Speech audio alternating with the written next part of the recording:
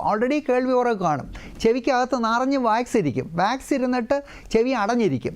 അത് കുറേ റിമൂവ് ചെയ്ത് കഴിയുമ്പോഴത്തേക്ക് തന്നെ അദ്ദേഹത്തിന് ഈ 95 dB എന്നുള്ളത് ചിലപ്പോൾ 75 dB ആയിട്ട് കുറഞ്ഞു കഴിഞ്ഞിട്ട് പിന്നെ ചെവിയെല്ലാം ടെസ്റ്റ് ചെയ്ത് കഴിഞ്ഞിട്ട് പിന്നെ നമുക്ക് ചെയ്യാവുന്നത് നൂതനമായിട്ടുള്ള ഹിയറിംഗ് എയ്ഡ്, അതായത് യന്ത്ര സാമഗ്രികൾ, ചെവിയിൽ വയ്ക്കുന്ന യന്ത്രങ്ങൾ ഇപ്പം അവൈലബിളാണ്. 30 വർഷമോ 40 വർഷമോ മുമ്പുള്ള തരത്തിലുള്ളതല്ല.